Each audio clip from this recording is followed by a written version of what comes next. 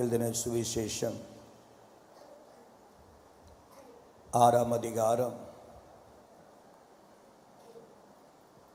47, 48, 49 ஆகிய 3 வசனங்களை வாசிக்க கேட்கலாம்.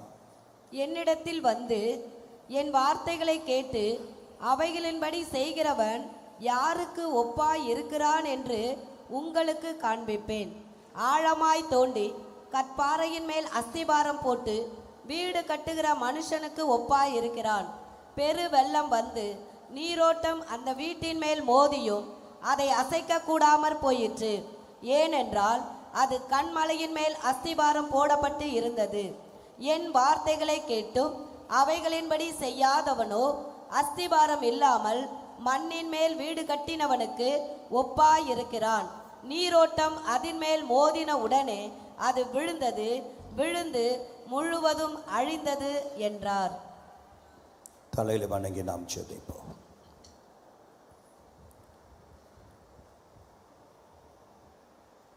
இந்த நாளிலும் தேவனுடைய தெளிவான வார்த்தைகளை கர்த்தர் துணிக்க பண்ணுவாராக. தேவனுடைய வார்த்தை இருபுறமும் கருக்குள்ள பட்டயம். சத்திய வேதம் பக்தரின் கீதம் சுத்தர்கள் போகும் பாதையின் தீபம் உத்தம மார்க்கம் காட்டும் சத்திய வேதம். எத்தனை துன்பம் துயரம் வந்தும் பக்தனை தேற்றிடும் ஔஷதம் சத்திய வேதம் பக்தரின் கீதம் சுத்தர்கள் போகும் பாதையின் தீபம் உத்தம மார்க்கம் காட்டு சத்திய வேதம்.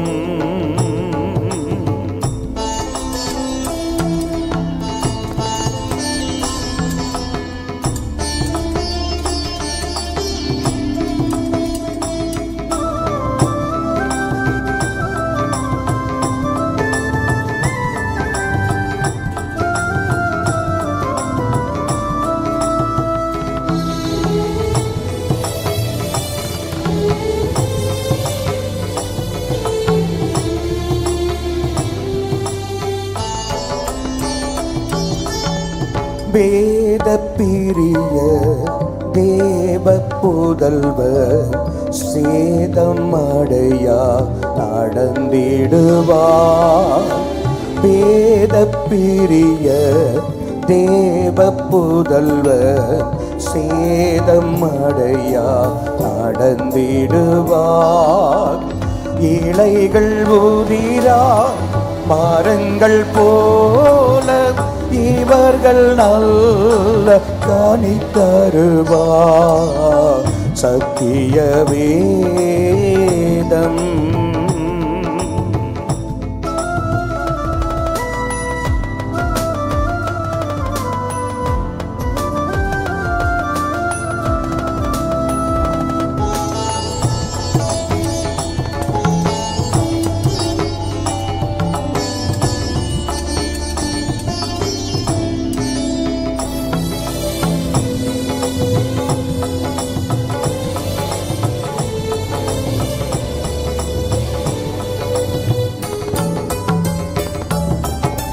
வானம் மகளும் பூமி அழியும் வேத வசனம் நிலைத்திருக்கும். வானம் மகளும் பூமி அழியோ வேத வசனம் நிலைத்திருக்கும். பரமன் வேதம் எனது செல்வம், பரவசம் நீதம் அருளோ. சத்திய வேதம் பக்தரின் கீதம், சுத்தர்கள் போகும் பாதையின் தீபம், உத்தம மார்க்கம் காட்டு சத்திய வேதம்.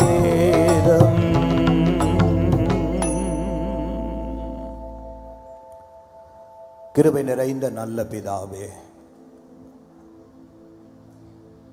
உம்முடைய வாய்மொழிகள், உம்முடைய உபதேசங்கள் எங்களுடைய இருதயங்களையும் எங்களுடைய உடைந்த உள்ளத்தையும் உருவாக்கும் ஆற்றல் கொண்டது. இந்த நாளிலும் எங்களோடு நீர் பேசுங்க, எங்களோடு பேசுங்க, தொடர்ந்து எங்களோடு பேசுவீராக. இயேசுவின் நாமத்தில் பிதாவே, கர்த்தருடைய நாமம் மகிமைப்படுவதாக. ஆண்டவராக இயேசு கிறிஸ்து இந்த பூமியிலே பல உவமைகள் மூலமாக பலவிதமான வார்த்தைகளை மக்களுக்கு புரியும்படியாக சில கருத்துக்கள், கதைகள், விதைகள், மரங்கள், இது போன்ற பல காரியங்களை அவர்கள் அனுதினம் பார்க்கிற, அவர்களுக்கு நன்கு தெரிந்திருக்கிற சம்பவங்களை அவர்களுக்கு முன்பாக நிறுத்தி அதையே அவர்களுடைய வாழ்க்கையில் பரலோகத்தின் ராஜ்யத்தினுடைய மகிமை, பரலோகத்தின் ராஜ்யத்தை குறித்து, பிதாவை குறித்து அவர்களுக்கு எளிய முறையில் படிப்பு இல்லாத பாமரை மக்களுக்கு புரிந்து கொள்ளும் முறையில் இயேசுனுடைய உவமை சம்பவங்கள், பிரசங்கம், உபதேசங்கள் இருந்தது என்பதை நாம் அறிவோம். இந்த சம்பவம் நமக்கு தெரிந்த ஒன்று. 2 மனிதர்கள் வீடுகளை கட்ட வேண்டும் என்று தீர்மானித்தார்களாம். தீர்மானித்த அந்த 2 மனிதர்களும் வீட்டை கட்டுவதற்கான ஆரம்பத்தை அவர்கள் தொடங்கினார்கள். அவர்கள் எதை கட்டணும், எதை கட்டி பார்க்கணும் என்று விரும்பினார்களோ அதை நேர்த்தியாக, அழகாக அவர்கள் திறம்பட கட்டி முடித்தார்கள். வண்ணங்கள் பூசப்பட்டது. 2 வீடுகளும் பார்ப்பதற்கு ஒன்றை ஒன்று மிஞ்சுகிறது போல ரொம்ப அழகாய் ஜொலித்து கொண்டு இருந்தது. 2 பேருக்கும் ரொம்ப சந்தோஷம். வீட்டை கட்டணும் நினைச்சோம், கட்டி முடிச்சிட்டோம். ஆனால் ஒரு சோதனையினுடைய ஒரு காலகட்டமானது அந்த 2 வீட்டிற்கும் வந்தது. ஜோர மழை பெய்ந்ததாம், பெரு வெள்ளம் வந்ததாம், பெரும் காற்று மோதினதாம். அதில் ஒரு வீடானது அது அழிந்து போனது. ஆனால் ஒரு வீடு மாத்திரம் உறுதியாக அசைக்க முடியாம அவ்வளவு பெருங்காற்றிலும் நீரோட்டத்திலும் உறுதியாய் நின்றது என்று சொல்லி இங்கு பார்க்கிறோம். இந்த சம்பவத்தை ஆண்டவர் சொல்லி முடித்து விட்டு இந்த சம்பவத்தினுடைய கருபொருளாக ஆண்டவர் பேச விரும்புகிற, பேச நினைக்கிற அல்லது பேச ஆசிக்கிற காரியம் என்ன அப்படின்னா, என்னிடத்தில் வந்து என் வார்த்தைகளை கேட்டு அவைகளின்படியே செய்கிறவன் யார் என்பதை உங்களுக்கு நான் என்ன செய்வேன், காண்பிப்பேன் என்று சொல்லி இந்த வார்த்தை சொல்லிட்டு, அசைக்க முடியாத உறுதியாக இருக்கிற இந்த வீடு, கற்பாறையில் கட்டப்பட்ட இந்த வீடு எதுனா, என்னுடைய வார்த்தை கேட்டு என்னுடைய ஆலோசனை பெற்று வாழுகிறபடியினாலே அது எத்தனை புயல் வந்தாலும் அது உறுதியாய் நிற்கும் என்று ஆண்டவர் சொன்னார். ஒரு ஆமென் சொல்லுவோமா? அல்லேலூயா, அல்லேலூயா, அல்லேலூயா. இந்த சம்பவம் பல முறை நாம் கேட்ட ஒன்றுதான். இந்த சம்பவத்தை பல முறை நாம் வேதத்திலே பல முறை நாம் வாசித்தவர்கள் தான் என்பதில் சந்தேகம் இல்லை. இன்றைக்கு இந்த சம்பவத்தின் மூலமாக நாம் கற்றுக்கொள்ள வேண்டிய அல்லது அறிந்து கொள்ள வேண்டிய ஒன்று என்ன என்று சொன்னால், இந்த சம்பவம் இரண்டு விதமான மனிதர்களை காண்பிக்கிறது. இரண்டு விதமான, ஏதோ வீடு கட்டினாங்களாம், மழை வந்துச்சான், காற்று வீசினதான், ஒரு வீடு நின்னது, ஒரு வீடு விழுந்தது என்று சொல்லி ஏதோ மேலோட்டமான ஒரு கதையை தெரிந்து கொள்வதற்காக வேதத்தில் அவைகள் பதிக்கப்படவில்லை, ஆவியானவரால் அது எழுதப்படவில்லை. அந்த சம்பவத்தினுடைய மூல நோக்கம் என்ன என்பதை நீங்கள் பார்க்கணும்னா, இரண்டு விதமான மனிதர்களை அல்லது இரண்டு விதமான ஜனங்களை குறித்து இந்த சம்பவங்கள் குறிக்கிறது. சந்தோஷமா ஒரு சொல்லுங்க பார்க்கலாம். அல்லேலூயா, அல்லேலூயா. அருமையான கர்த்தருடையவர்களே, ஒரு தேவனுடைய திருச்சபைக்குள்ள இரண்டு விதமான கூட்டங்கள் இருக்கிறார்கள், இரண்டு விதமான ஆவி உடையவர்கள் இருக்கிறார்கள், இரண்டு விதமான நோக்கம் உடையவர்கள் இருக்கிறார்கள், இரண்டு விதமான கூட்டத்தார் இருக்கிறார்கள் என்பதைத்தான் இயேசு கிறிஸ்து இந்த சம்பவத்தின் மூலமாக ஆண்டவர் வெளிப்படுத்துகிறார். உதாரணத்திற்கு நீங்க பார்க்கணும்னா, நோவாவிடத்தில் ஆண்டவர் சொன்னார், பேழையை கட்டு, அந்த பேழையில் நீங்க பிரவேசிங்க, ஜலத்தினால இந்த உலகத்தை நான் அழிக்க போகிறேன் அப்படின்னு ஆண்டவர் சொன்ன உடனே நோவாவும் பேழையை கட்ட ஆரம்பிச்சான். ஒரு நாளில் முடிக்கல, ஒரு வருஷத்தில் முடிக்கல, பல நீண்ட ஆண்டுகள் அவன் கட்டினான்.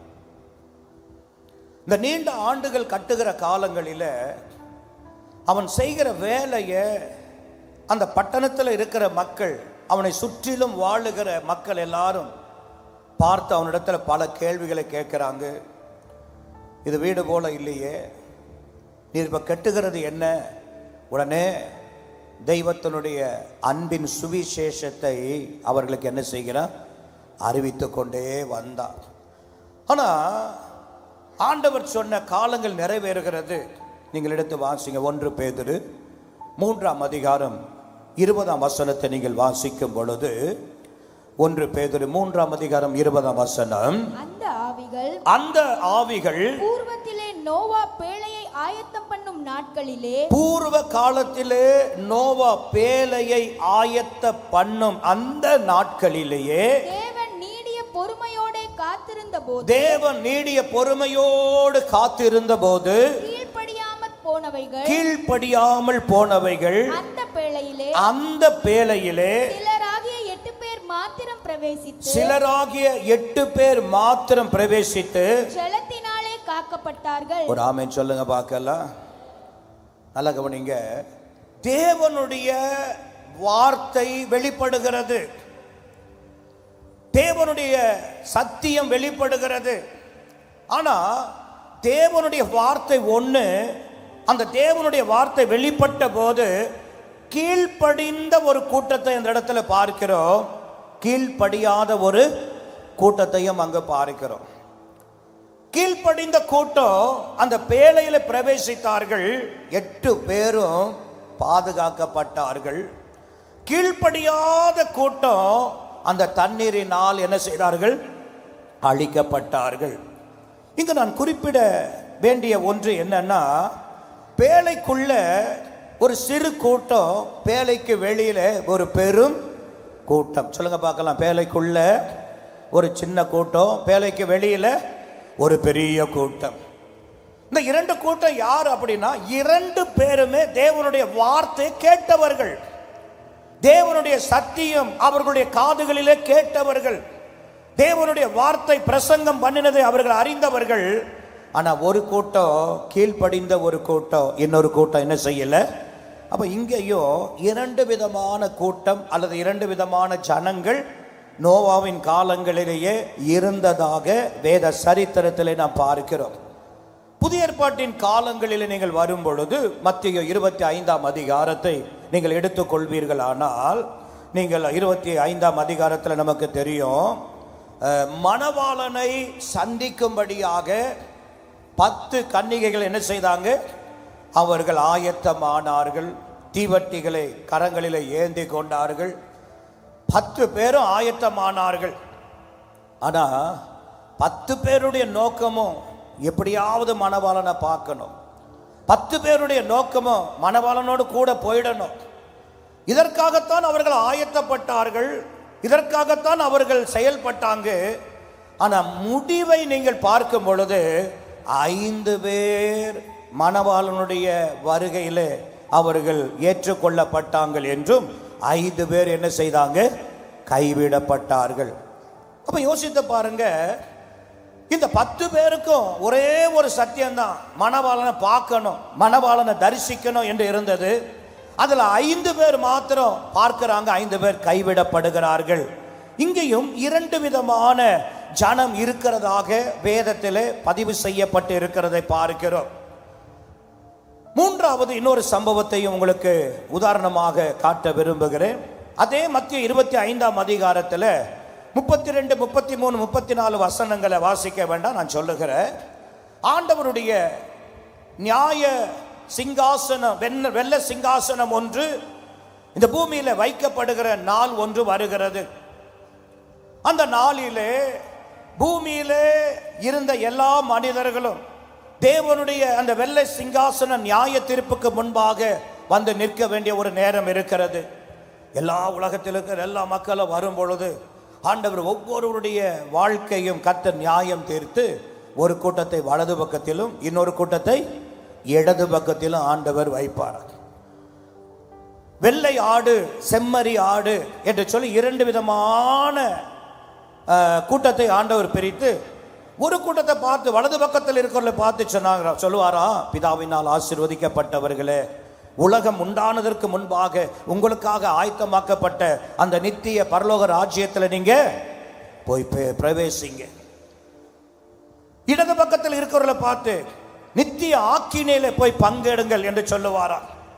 இந்த இடத்துல பாருங்க, 2 விதமான கூட்டம், 2 விதமான ஜனங்கள் என்று சொல்லி பார்க்கிறோம். அருமையான கர்த்தருடையவர்களே, நான் தாழ்மையாக சொல்லுகிறேன், தேவனுடைய சபையில் கூட 2 விதமான மக்கள் இருக்கிறார்கள் என்பதை நாம் தெளிவுபடுத்த விரும்புகிறேன்.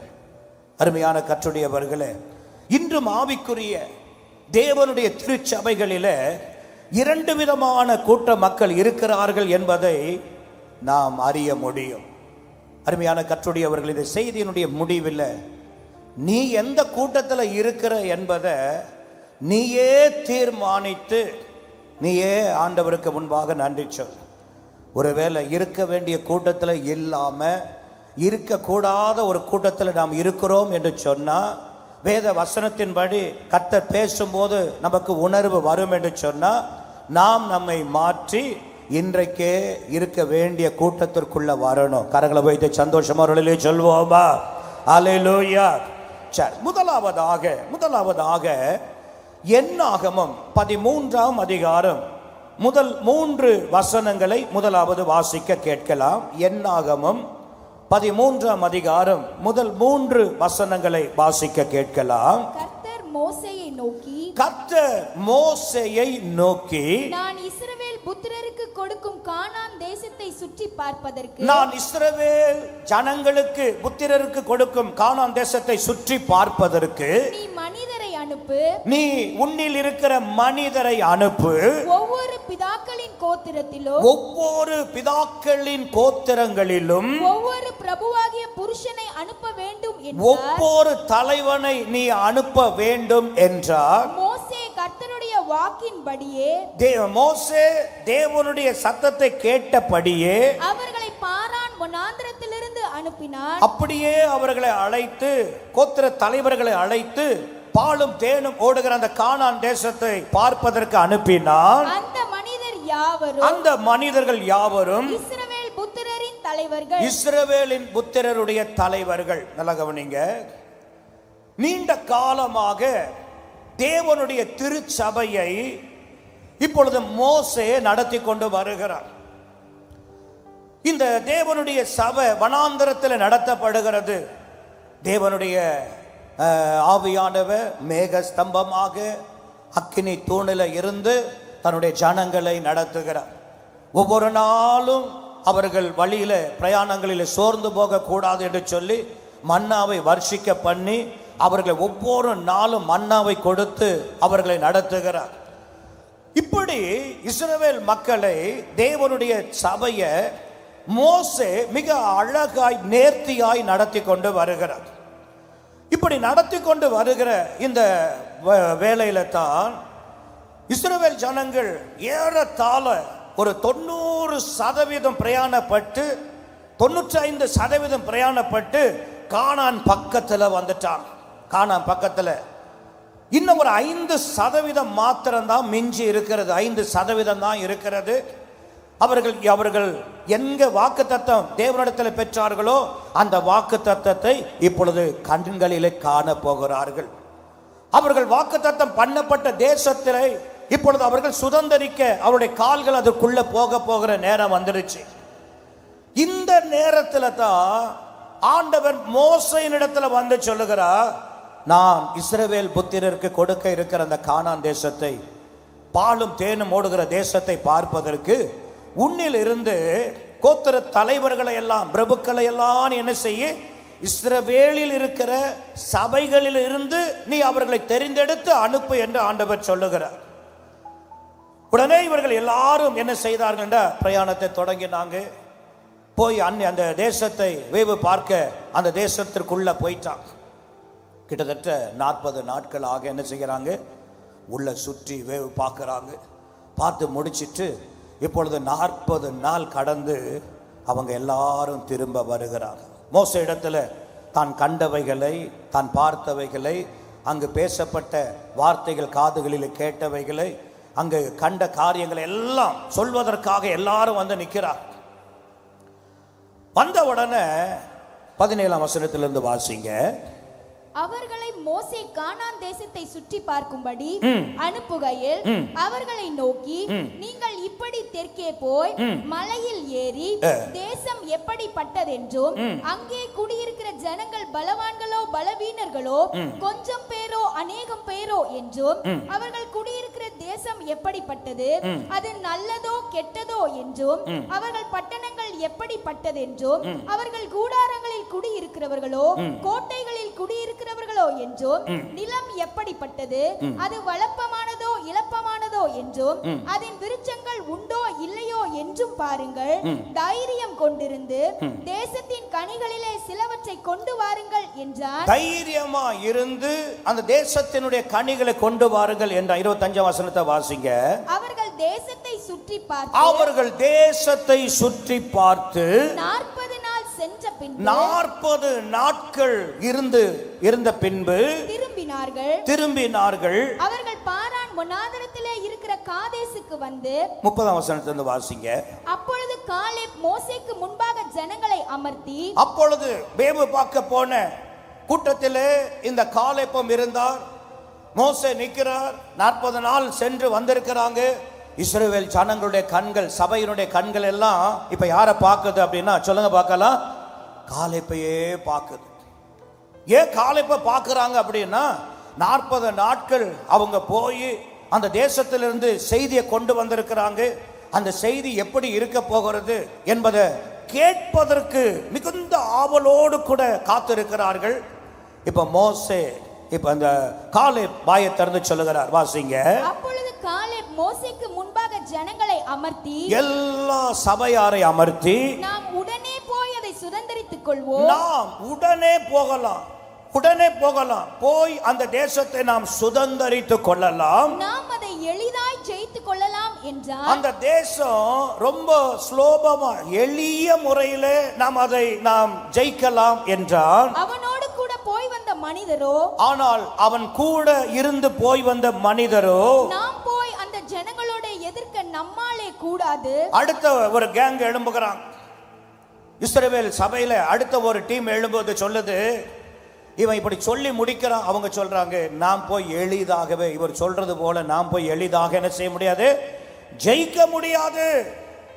அந்த தேசம் எப்படி இருந்தது வாசிங்க. அவர்கள் நம்மை பார்க்கிலும் பலவான்கள், அவர்கள் நம்மை விட அதிக பலமுள்ளவர்களா இருக்கிறார்கள். நாங்கள் போய் சுற்றி பார்த்து வந்த அந்த தேசம், நாங்கள் போய் சுற்றி பார்த்த தேசம் தன் குடிகளை பட்சிக்கிற தேசம், அது பட்சிக்கிற தேசமாக, நாங்கள் அதிலே கண்ட ஜனங்கள், நாங்கள் பார்த்த எங்க கண்களால பார்த்த ஜனங்கள் எல்லாரும் மிகவும் பெரிய ஆட்கள், எல்லாரும் பெரிய பெரிய ஆட்களாகவும், அங்கே ராட்சத பிறவியான ஏனாக்கின் குமாரராகிய ராட்சதரையும் ராட்சத பிறவியான ஏனாக்கின் குமாரனாகிய ராட்சதரையும் நாங்கள் அங்கே கண்டோம். நாங்கள் எங்கள் பார்வைக்கு வெட்டி கிளிகளை போல் இருந்தோம். அவங்க எங்களை பார்க்கறதுக்கு, நாங்க அவங்கள பார்க்கறதுக்கு, எங்க பார்வைக்கு அவங்களுக்கு முன்னாடி நாங்க எப்படி இருக்கிறோம், வெட்டு கிளிகளை போல இருந்தோம் அப்படின்னு சொல்லி வேதம் சொல்லுது. துர்ச்செய்தியை சொல்லுங்க சொல்லுங்க, என்னது துர்ச்செய்திய பரம்ப செய்தாங்க. என்ன செய்திங்க சொல்லுங்க, என்ன செய்தி?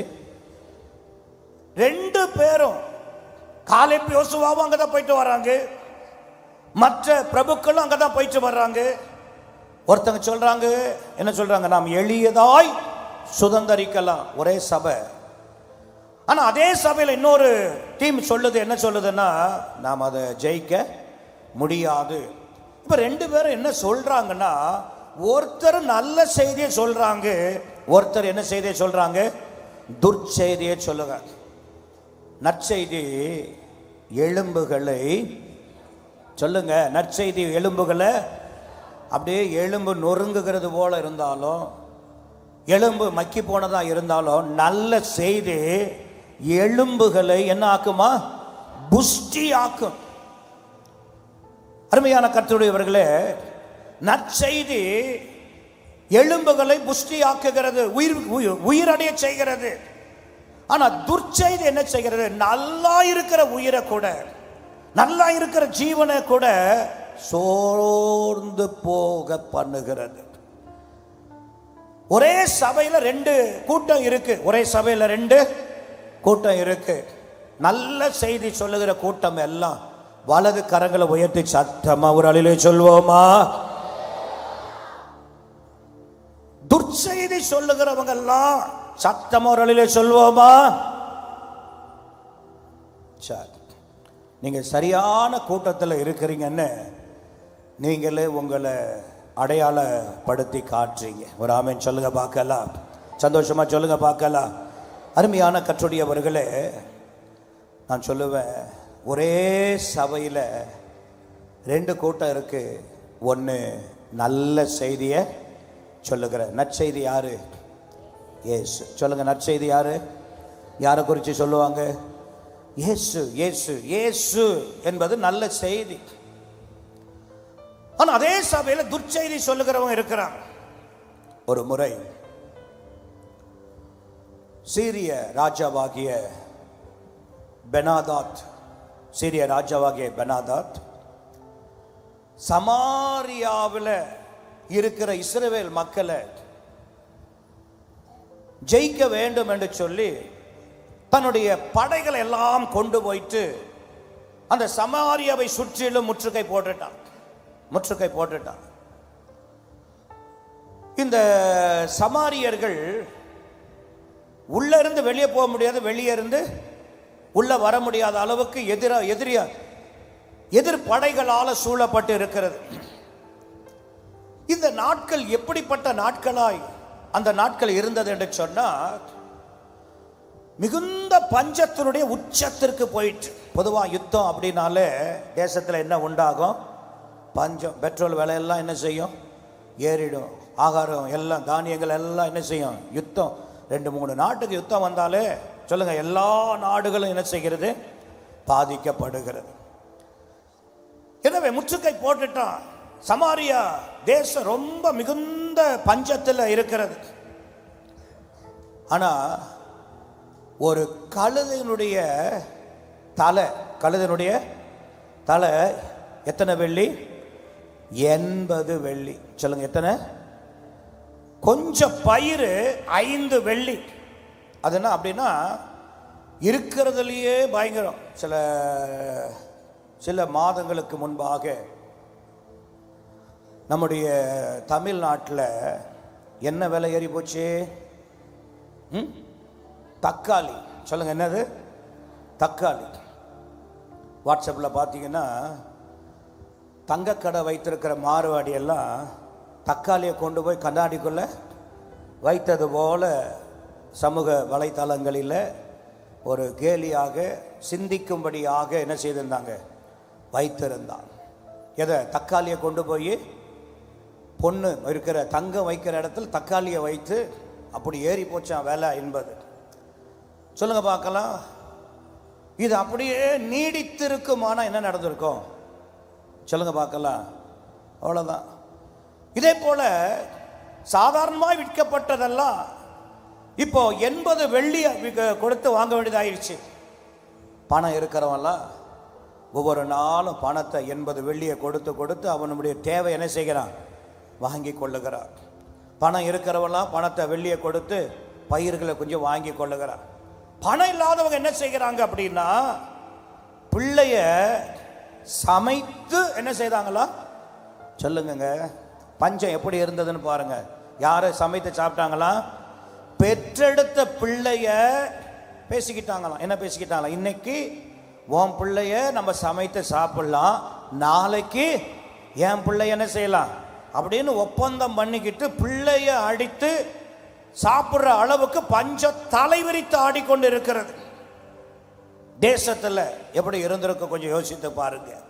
அருமையான கற்றுடையவர்களே, இந்த நேரத்தில் தான் 4 குஷ்டரோகிகள் யோசிக்கிறாங்க.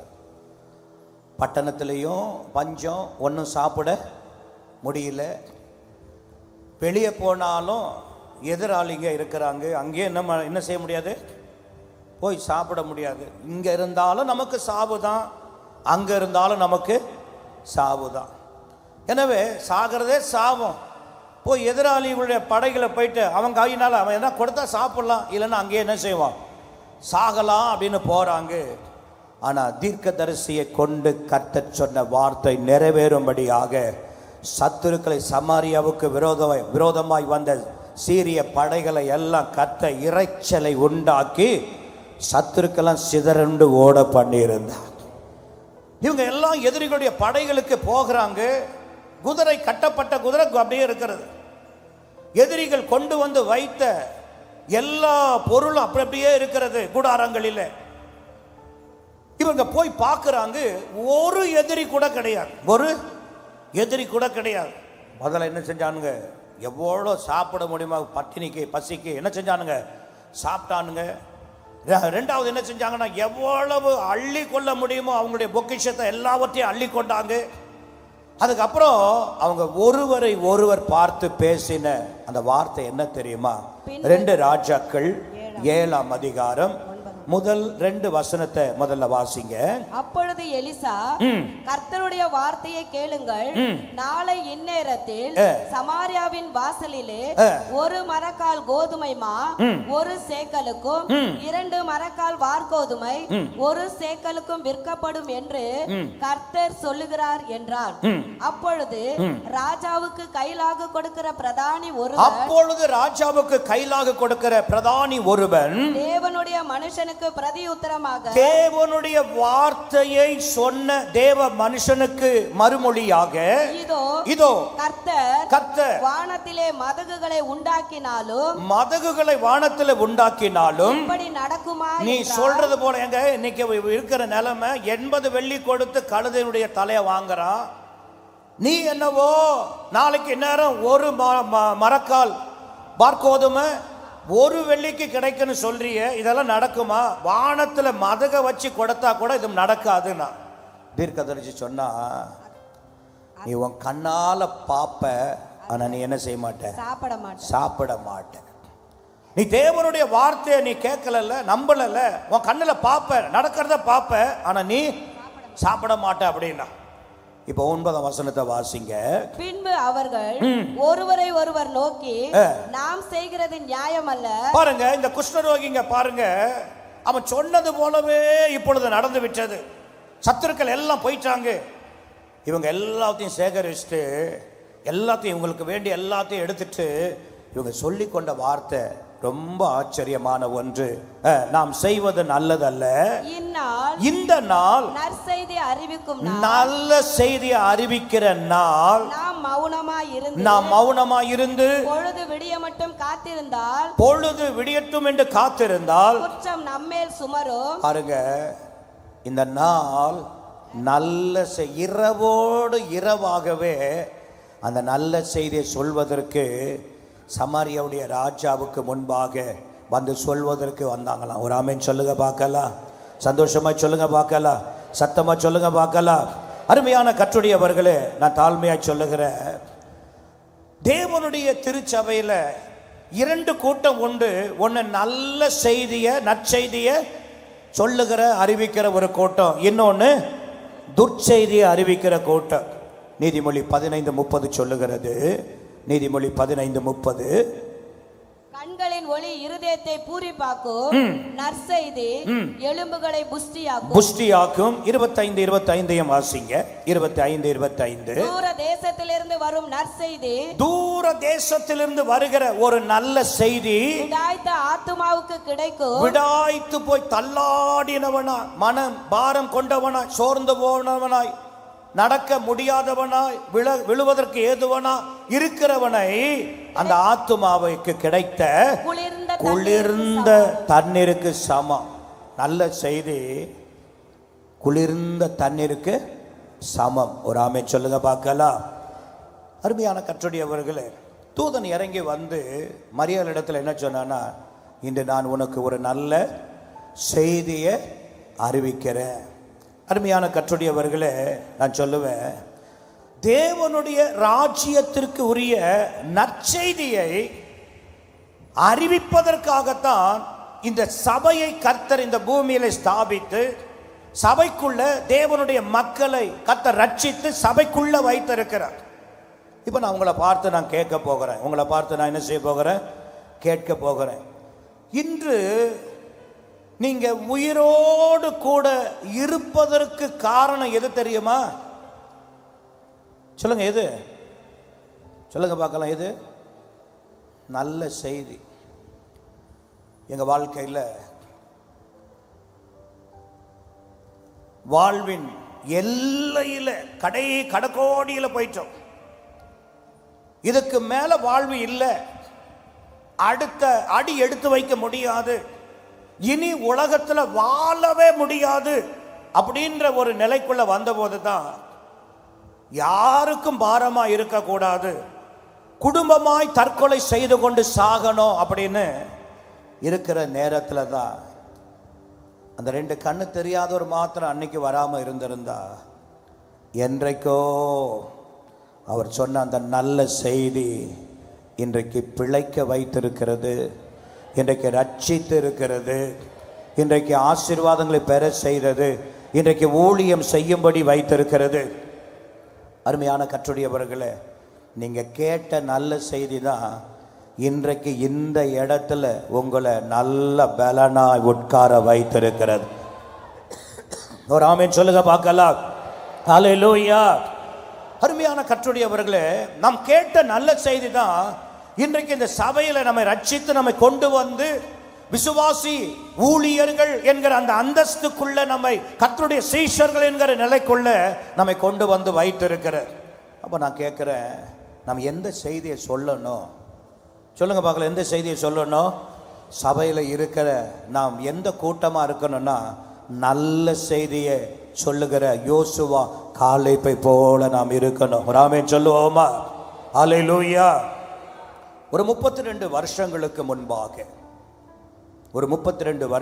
முன்பாக ராயபுரத்தில் ஒரு சின்ன கடை, 15க்கு ஒரு 15 தான் இருக்கும் அந்த கடை. 15க்கு 15 அடி 15 அடி தான் இருக்கும். ஒரு சின்ன கடை, மெயின் ரோட்லேயே ஒரு கடை. அங்கே பார்த்தீங்கன்னா குமார் ஷர்ட்டு, என்னது குமார் ஷர்ட்டு அப்படின்னு அந்த கம்பெனி, அந்த பிராண்டு. 100 ரூபாய்க்கு 5 ஷர்ட்டு. சொல்லுங்க, 100 ரூபாய்க்கு சொல்லுங்க, 5 ஷர்ட்டு.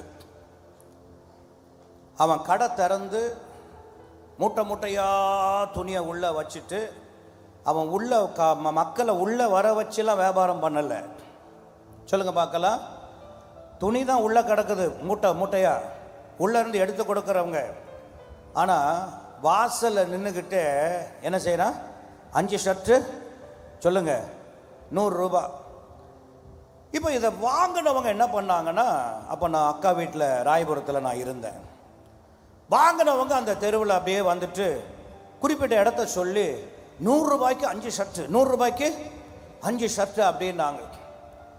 அவ்வளோதான். இதை கேட்டுட்டு 100 ரூபாய் கையில் எடுத்துகிட்டு தான் போனேன். சொல்லுங்கள், 100 ரூபா, ஏன்னா 5 ஷர்ட்டு ஆச்சே அப்படின்னு போனால், கடை இருக்கிறது இங்கன்னா சின்ன கோயில் வரைக்கும் வரிசை கியூ நிற்குது. ஒரு 10-15 போலீஸு நிற்கிறாங்க. எத்தனை போலீஸு? 10-15 போலீஸு. ஒருவேளை நீங்கள் கூட வாங்கியிருக்கலாம், தெரிஞ்சிருக்கலாம். கொஞ்சம் யோசித்து பாருங்கள்.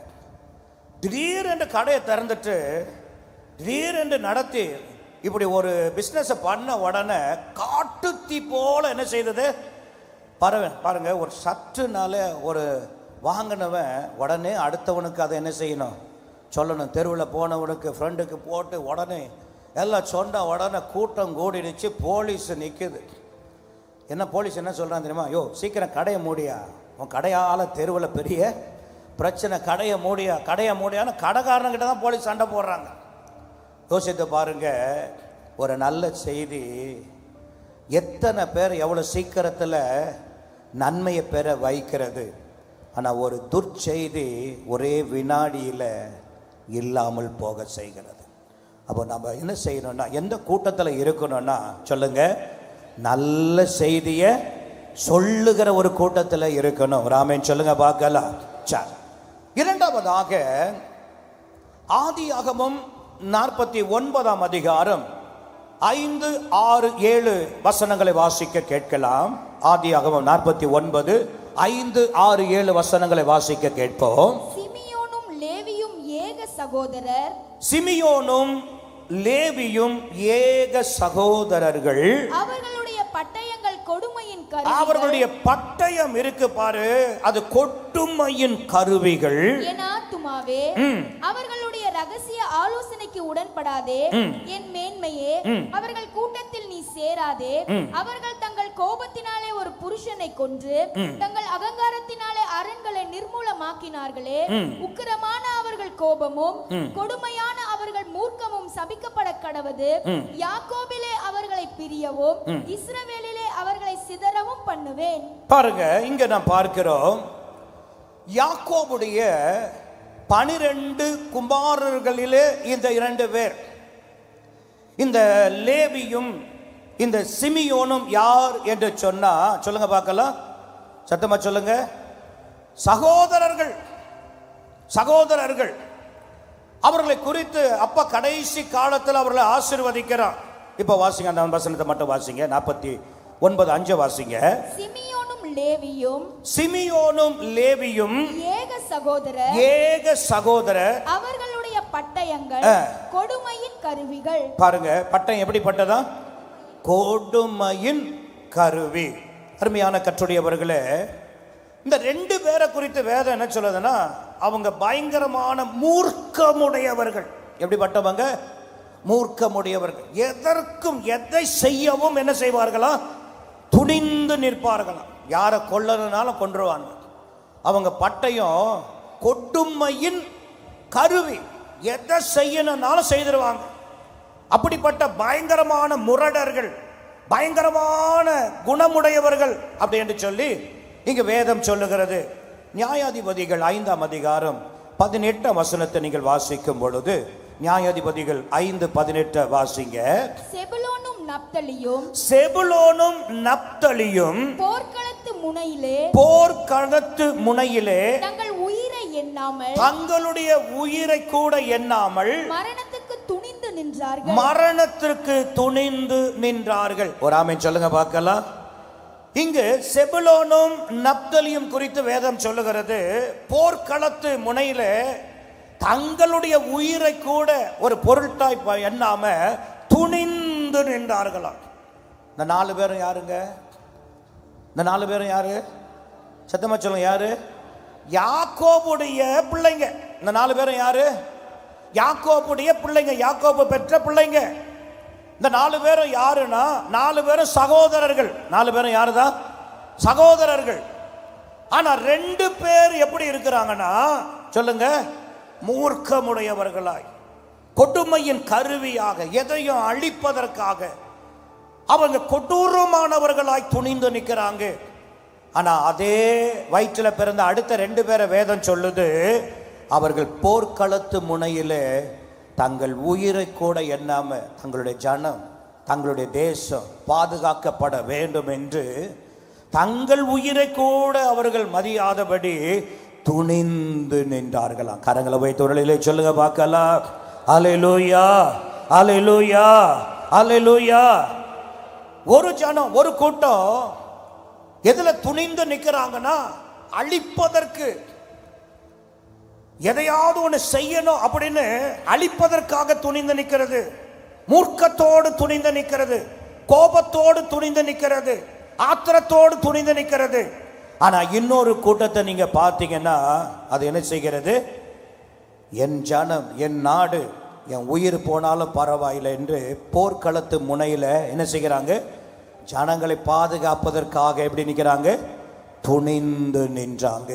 2 பேரும் துணிவா நிற்கிறாங்க.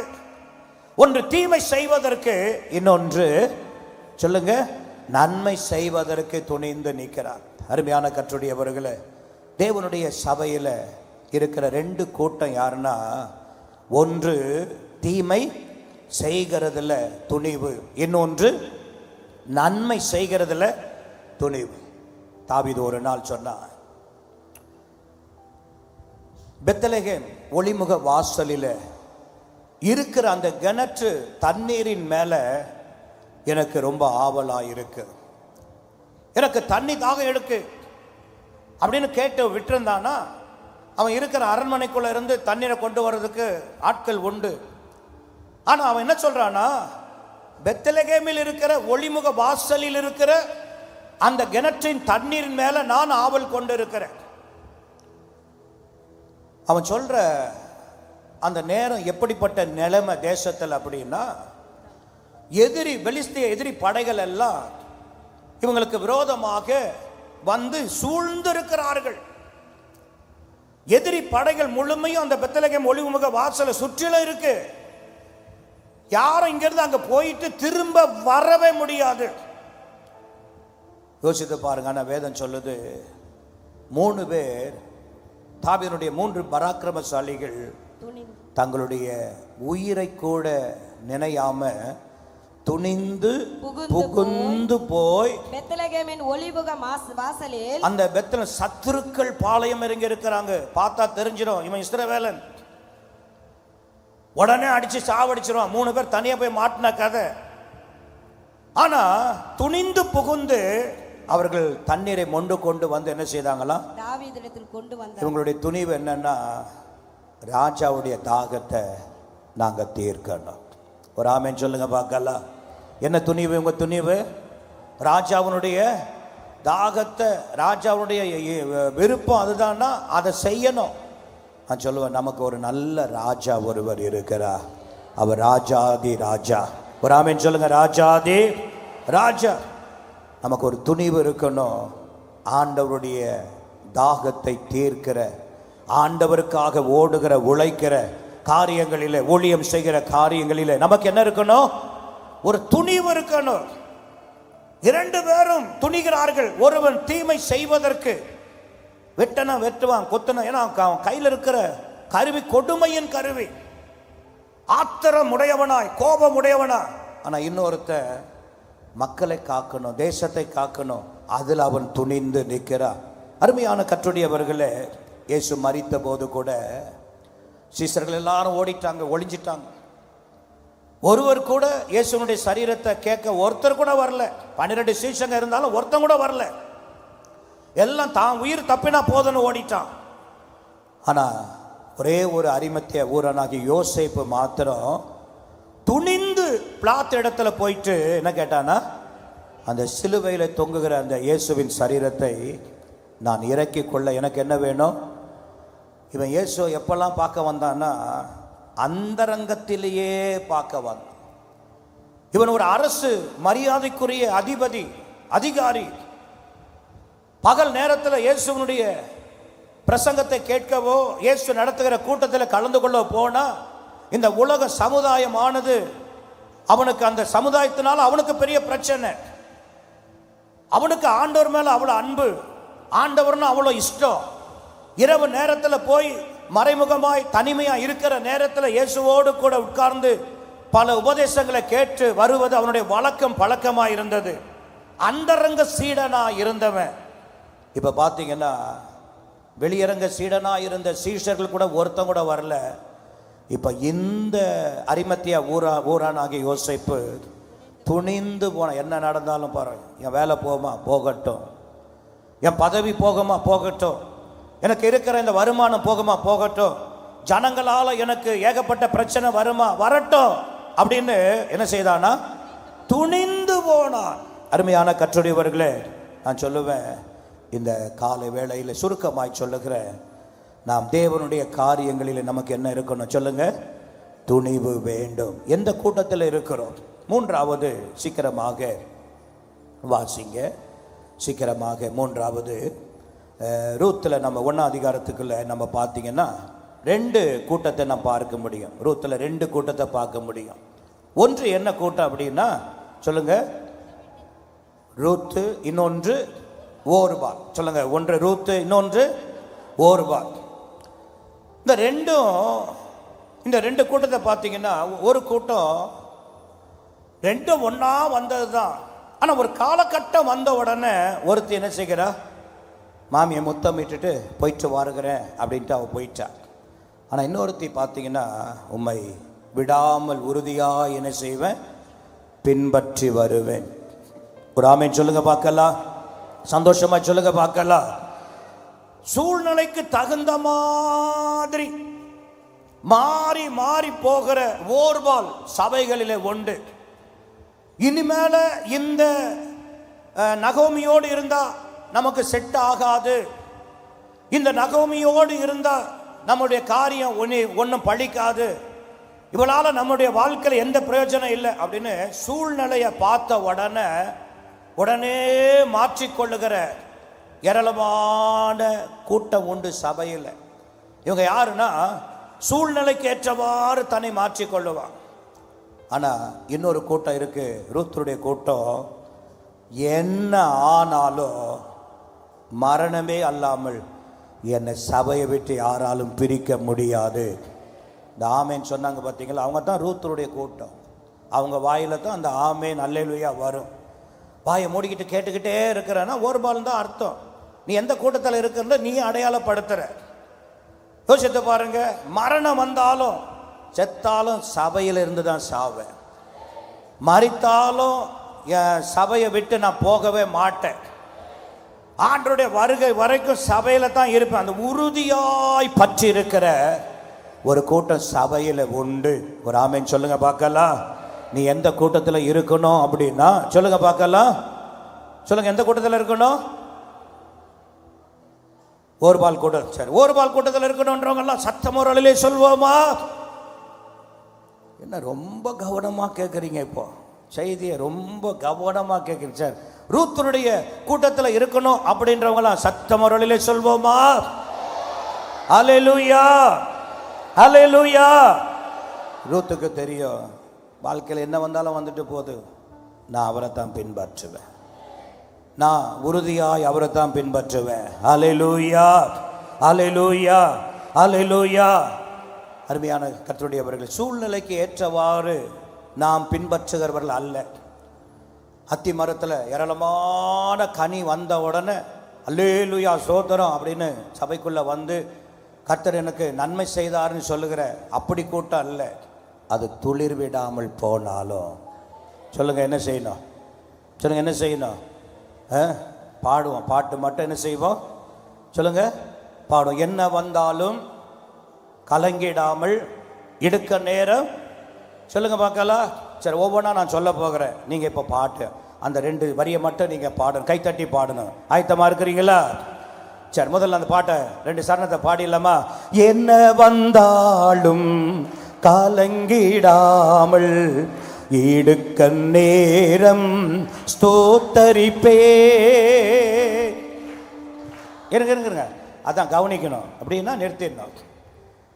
என்ன வந்தாலும் கலங்காமல் இடுக்க நேரம் வாழ்க்கையில் வந்தாலும் ஒரு பாலை போல ஓட மாட்டேன், உருத்த போல என்ன வந்தாலும் இருப்பேன். ஒரு ஆமென் சொல்லுங்க பார்க்கலாம். அல்லேலூயா. சரி, அத்திமரம் துளிர் விடல அப்படின்னு காதுல செய்தி வருது. நீங்க என்ன செய்யணும்? என்ன வந்தாலும் சொல்லுங்க, அல்ல சத்தமா பாடுங்க. இப்ப அடுத்து வந்து சொல்றாங்க, திராட்சை செடியில பலனே இல்லை அப்படின்னு சொல்றாங்க. என்ன செய்வீங்க?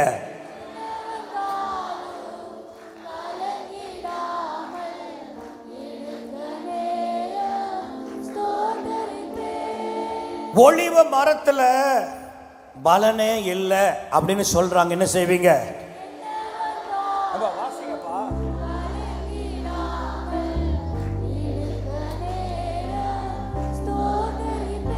சகோதரர்லாம், வயலில் தானியமே விளையில, களஞ்சியெல்லாம் காஞ்சி போய் இருக்கு அப்படின்னு சொல்றாங்க. என்ன சொல்லுவீங்க?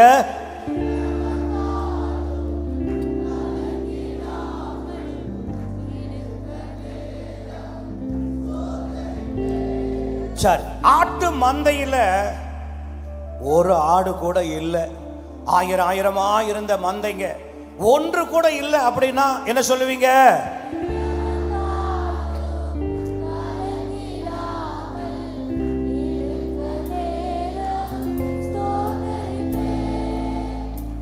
தொழுவத்துல மாடே இல்லை அப்படின்னு சொல்றாங்க. என்ன சொல்லுவீங்க?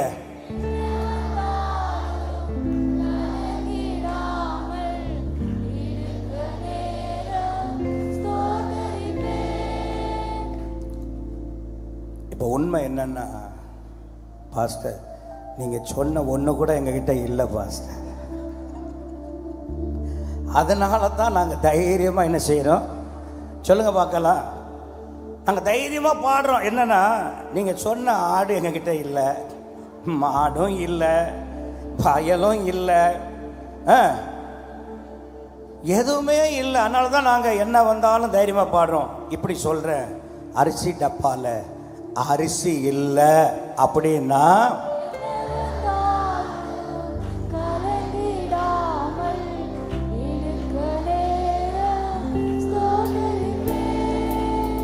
பணப்பையில பணமே இல்லை அப்படின்னு இருக்கு.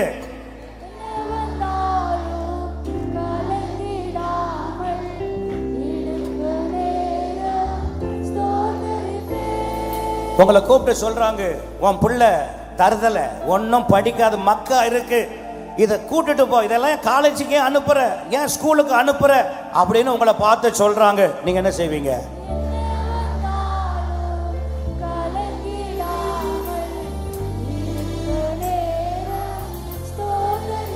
நான் சொல்லுவேன், வாழ்க்கையில எல்லாமே இருண்டு போனதா இருந்தாலும் ஓர்பாலுடைய கூட்டம் போல சூழ்நிலைக்கு மாறி மாறி மாறி போகிற கூட்டத்தில் அல்ல.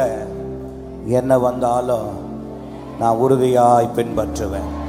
மரணமே அல்லாமல் நம்மை பிரிப்பது இல்லை அப்படின்னு சொல்லணும். நீங்க அப்படி சொன்னீங்கன்னா சரியான கூட்டத்தில் இருக்கிறீங்க. அல்லேலூயா, அல்லேலூயா.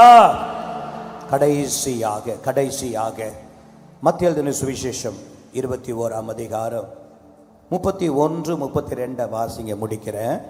மத்தேயு 21, 31, 32. இவ்விருவரில் எவன் தகப்பனுடைய சித்தத்தின்படி செய்தவன் என்று கேட்டார். அதற்கு அவர்கள் மூத்தவன் தான் என்றார்கள். அப்பொழுது இயேசு அவர்களை நோக்கி, ஆயக்காரரும் வேசிகளும் உங்களுக்கு முன்னே தேவனுடைய ராஜ்யத்தில் பிரவேசிக்கிறார்கள் என்று மெய்யாகவே உங்களுக்கு சொல்லுகிறேன். ஏனென்றால் யோவான் நீதி மார்க்கமாய் உங்களிடத்தில்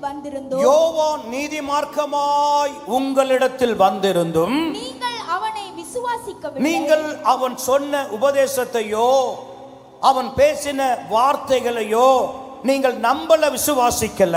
ஆயக்காரரும் வேசிகளும் ஆனால் அவன் பண்ணின பிரசங்கத்தை, அவன் பண்ணின உபதேசத்தை ஆயக்காரர்களும் வேசிகளும் அவனை விசுவாசித்தார்கள். அவனுடைய வார்த்தை விசுவாசித்தார்கள். அதை நீங்கள் கண்டும்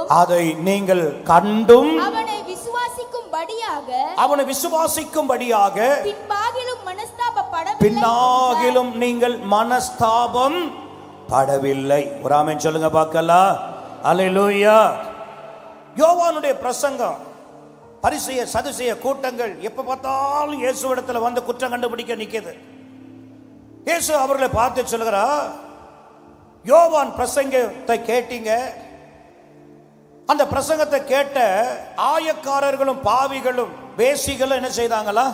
ஒரே பிரசங்கம். சொல்லுங்க என்னது? யோவானுடைய ஒரே பிரசங்கம். ஒரு கூட்டம் அந்த வார்த்தை கேட்டு மனதில் குத்துண்டு அவர்கள் மனம் மாறி அவர்கள் ரட்சிக்கப்பட்டார்கள், ஏற்றுக்கொண்டார்கள் சத்தியத்தை. ஆனா இன்னொரு கூட்டம் அதே பிரசங்கத்தை கேட்டு என்ன செய்யலையா? ஏற்றுக்கொள்ள, விசுவாசிக்கவும் இல்லை, அதை ஏற்றுக்கொள்ளவும் இல்லை என்று சொல்லி லூக்கா 7ஆம் அதிகாரம் 29-30 வாசிங்க. லூக்கா 29:7-29-30. யோவானுடைய உபதேசத்தை கேட்ட ஆயக்காரர் முதலான சகல ஜனங்களும் அவனாலே ஞானஸ்நானம் பெற்று தேவன் நீதிபரர் என்று அறிக்கையிட்டார்கள். பரிசேயரும் நியாய சாஸ்திரிகளுமோ அவனாலே ஞானஸ்நானம் பெறாமல் தங்களுக்கு கேடு உண்டாக தேவனுடைய ஆலோசனையை தள்ளிவிட்டார்கள். ஒரே பிரசங்கம், யோவானுடைய ஒரே பிரசங்கம். ஒரு கூட்ட மக்கள் அந்த பிரசங்கத்தை ஏற்றுக்கொண்டாங்க, கை கொண்டார்கள், கீழ்ப்படிந்தார்கள், ஞானஸ்தானத்திற்கு ஒப்பு கொடுத்தாங்க.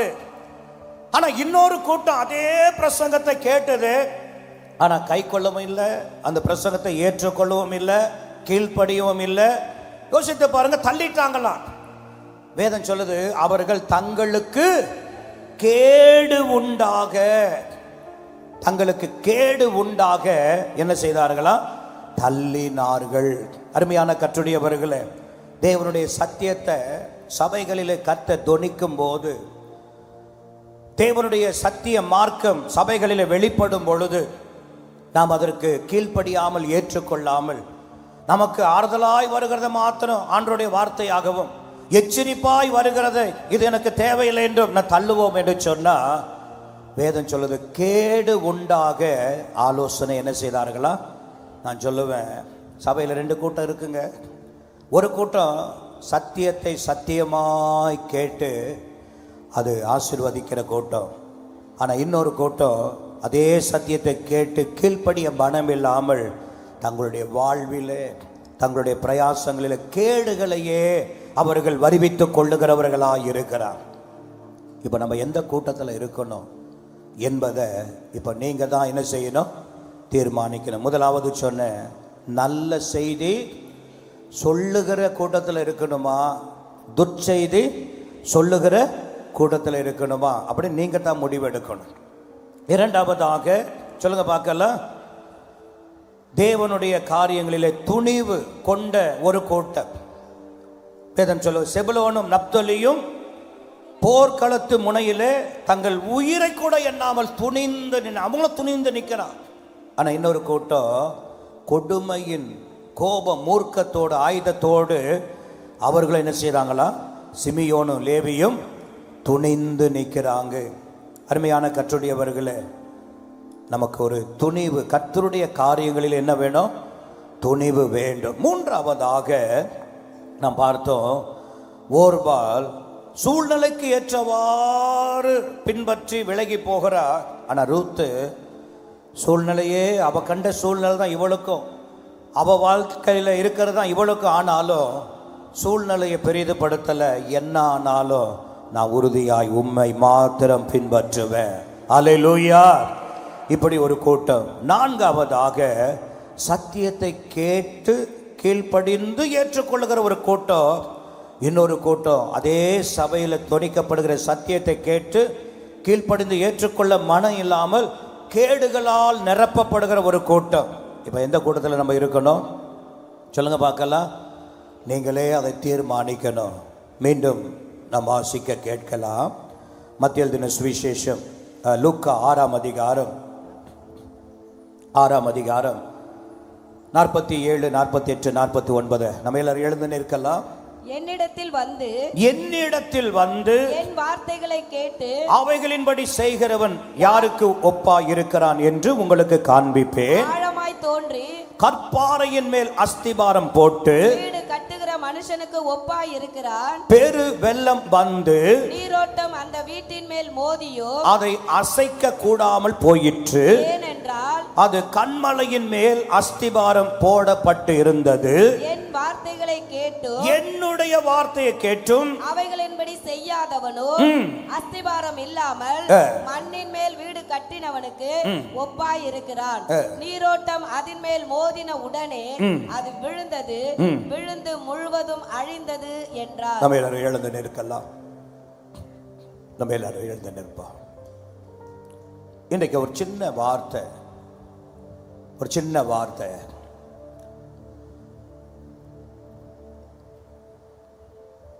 இந்த இயேசுனுடைய உபமானம் எதை மையமாய் கொண்டு சொல்லப்பட்டது? இரண்டு விதமான குணம் படைத்த மனிதர்கள், இரண்டு விதமான செயல்படுகிற மனிதர்கள், இரண்டு விதமான நினைவுகளோடு கூட இருக்கிற மனிதர்கள்.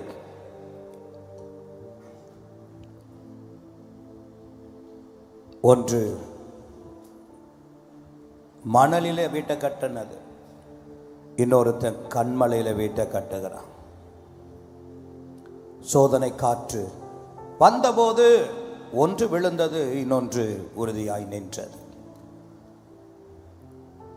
இதை ஆண்டவர் சொல்வதனுடைய நோக்கம், இந்த உபமானத்தின் ஆண்டவர் பேசின நோக்கம், இரண்டு விதமான மனிதர்கள்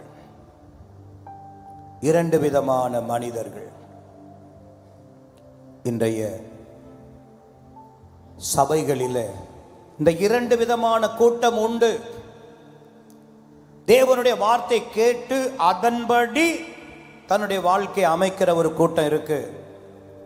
தேவ வார்த்தையை கேளாமலேயே தன்னுடைய இஷ்டம் போல வீட்டை கட்டி அழிந்து போகிற, மூழ்கி போகிற, பிரச்சனைகள் மேல பிரச்சனையை சந்திக்கிற ஒரு கூட்டம் சபைகளில் உண்டு. அருமையான கர்த்தருடையவர்களே, எந்த கூட்டத்தில் நீ இருக்கணும், எந்த கூட்டத்தில் இருக்கக்கூடாது என்பதை இன்றைக்கு நாம் பார்த்தோம். நீ கேட்ட வார்த்தையின்படி ஆண்டவரே, எந்த கூட்டத்தில் நான் இருக்கணும்? நல்ல செய்தி அறிவிக்கிற கூட்டத்தில் இருக்கணும். தேவனுடைய ஊழியமா, தேவனுடைய காரியமா, அதில் துணிந்து செயல்படுகிற ஒரு கூட்டத்தில் நான் இருக்கணும். என்ன வந்தாலும் விடாமல் பற்றி கொள்ளுகிற ஒரு கூட்டத்தில் நான் இருக்கணும்.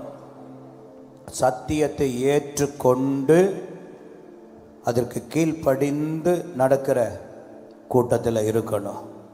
நம்ம எல்லாரும் வாயை திறந்து ஒரு 2 நிமிஷம் கேட்ட இந்த வார்த்தை அப்படியே ஆண்டவருடைய கரங்களில் ஒப்பு கொடுத்து, ஆண்டவரே, இந்த வார்த்தையின்படி என்னை அர்ப்பணிக்கிறேன் என்று சொல்லி நல்ல வாயை திறந்து ஸ்தோத்திரத்தோடு 2 நிமிஷம் எல்லாம் ஜெபிங்க பார்க்கலாம். கண்ணை மூடி பயபக்தியா ஜெபிங்க. எந்த வார்த்தை உங்க ஆவிக்குரிய வீடு கட்டப்படுவதற்கு, குடும்பமாகிய சபையாகிய தனி வாழ்க்கை கட்டப்படுவதற்கு ஆண்டவர் பேசினாரோ, அதற்கு உங்களை ஒப்பு கொடுத்து ஜெபிங்க. அந்த ஒரு வார்த்தைக்கு என்னை ஒப்பு கொடுக்கிறேன்னு சொல்லி ஜெபிங்க.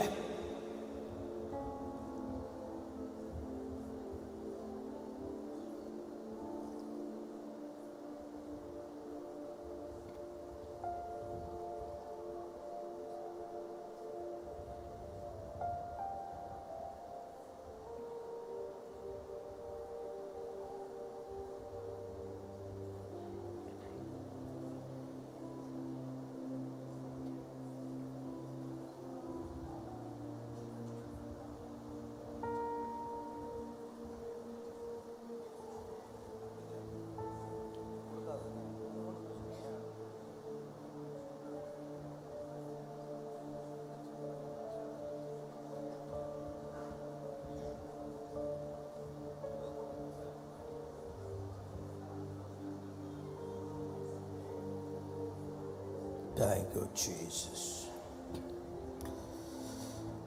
இயேசுவே ஸ்தோத்திரம்.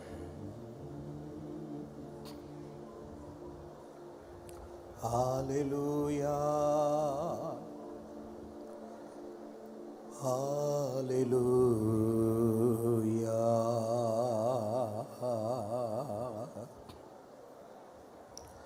ஹalleluya, ஹalleluya, ஹalleluya, ஹalleluya,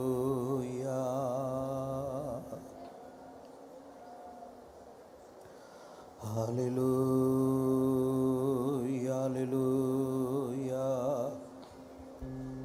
இயேசுவே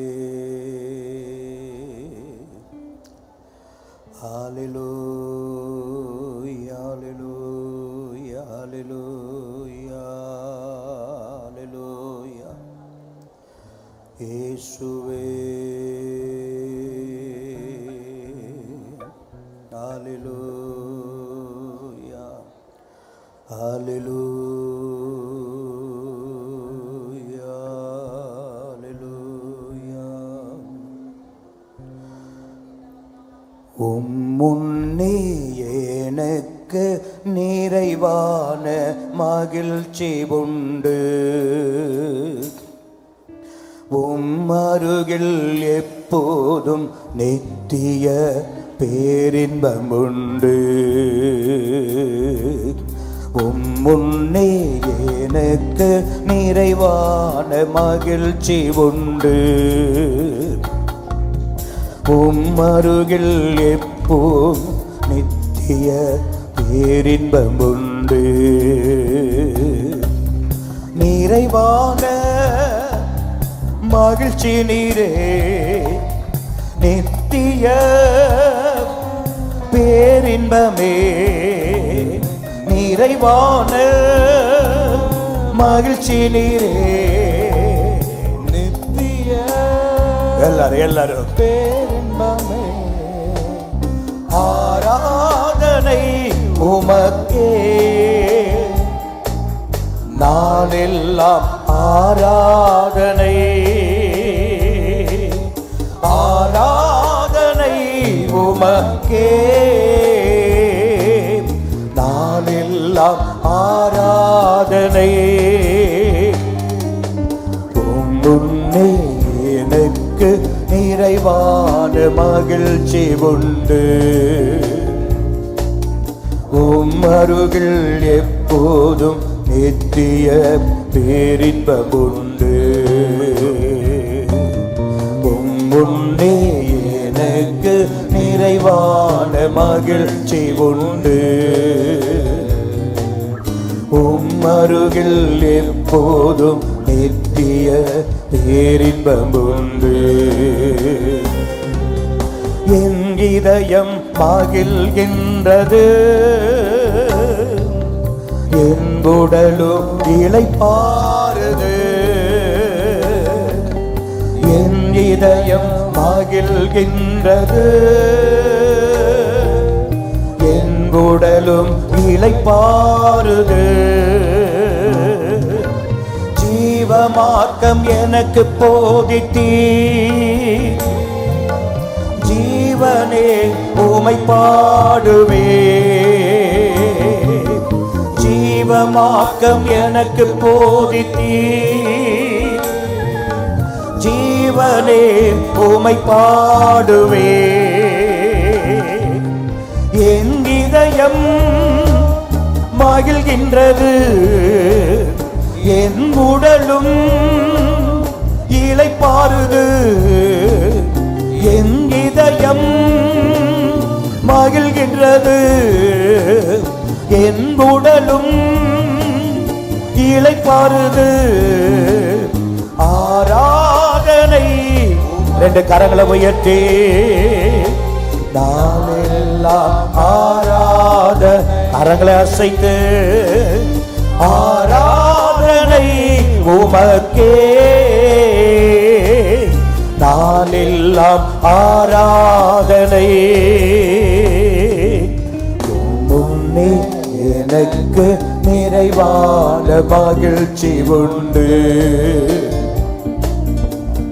அருகில் எப்போதும் நித்திய பேரின்பம் உண்டு. முன்னே எனக்கு நிறைவான மகிழ்ச்சி உண்டு. அருகில் எப்போதும் நித்திய பேரின்பம்